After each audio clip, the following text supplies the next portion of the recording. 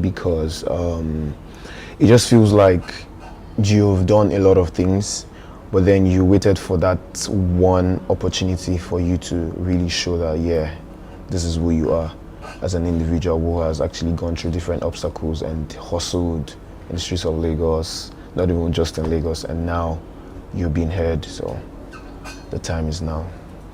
You seemed very prepared for this opportunity. Why? I've been hustling, and I'm not even going to make it sound like, oh, because I look nice, bro. I've done things, even the things I've never talked about and things I wouldn't even talk about, you know.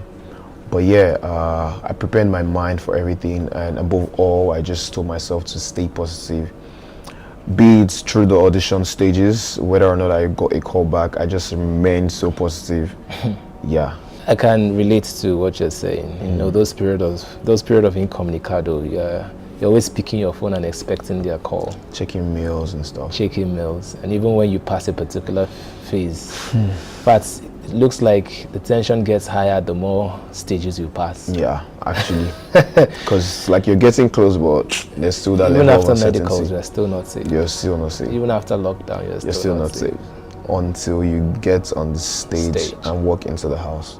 Yeah. Then you're like, yeah. So let's get back to before the house, you know. Let's talk about Kanaga Jr. Who was Kanaga Jr.? Tell us a bit about you. Kanaga Jr. before the house. Kanaga Jr. still is someone who hustled.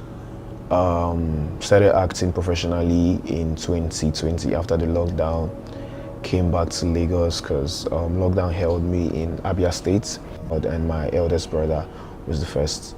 Your brother was buried on your birthday? Yeah, April 24th, 2014. Yeah. Wow. Yeah. Would you like to talk about it? Yeah, that's fine. So we got a call on the 20th of April on the morning. That was Sunday night, Monday morning, around 2 there about. My mom had a dream and she woke up and we started to pray because in the dream she was trying to save a little baby who was in the river, and it was in a basket flowing in a very large water, would be in the river or whatever, but she was trying to save the baby.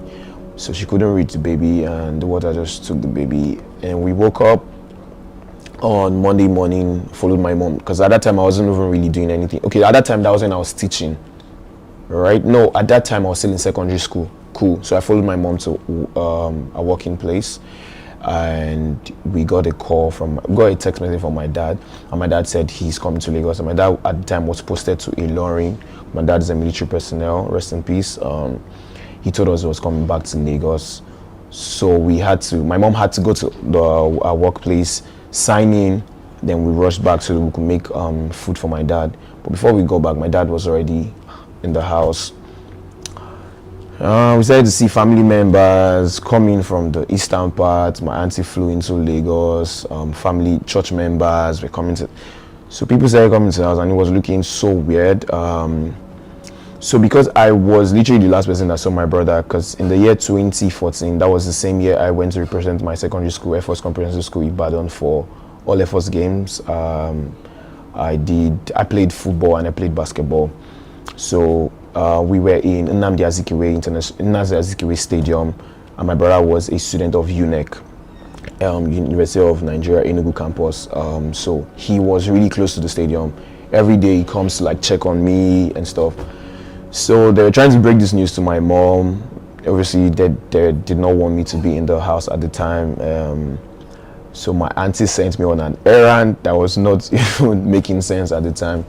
So she told me to go downstairs to go check for one of my uncle, bring him upstairs. This car is parked there. I went round and round. I didn't see it. So getting to the third stairs that takes you down, because military base, obviously we have 1, 2, 3. 2-story buildings. So I got to the third stairs and I heard my mom scream. So I turned back because I wasn't even going on that errand because I heard my mom scream. I turned back, ran into the house, saw my mom on the floor. People gathered around my mom.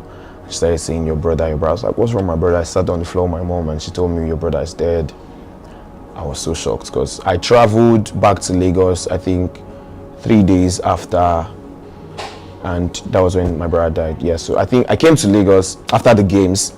Said, like, he really talked to me like, and it made sense after the death because he spoke to me like it was the last time, you know, we would have like a conversation together, advising me, telling me to do this, telling me to do that. So I was so shocked because I was the last person that saw my brother. And 20th of April, and we traveled because obviously it was still very young. I think 21 at the time. We had to. There was no need to like delay, you know, the burial. We traveled to the east, Onhafia. I'm from Abia State, Onhafia local government, to be precise. So we traveled down to Onhafia. We buried him on the 24th, and 24th is my birthday. April 24th is my birthday, so yeah. Oh. I don't know, man. Yeah. I'm not even the person in your shoes, but I can only imagine the level of grief, you know. It's never a joyous thing to lose anyone. No, it's not.